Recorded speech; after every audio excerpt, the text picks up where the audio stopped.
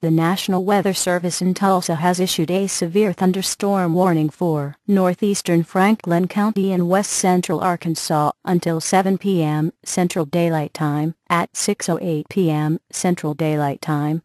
A severe thunderstorm was located 8 miles west of Cass, moving northeast at 25 miles per hour. Storm hazards include quarter-size hail, wind gusts to 60 miles per hour. Some locations in or near the path of this storm include Cass precautionary/preparedness actions. People outside should move to a safe shelter, preferably inside a strong building. Stay away from windows until the storm has passed.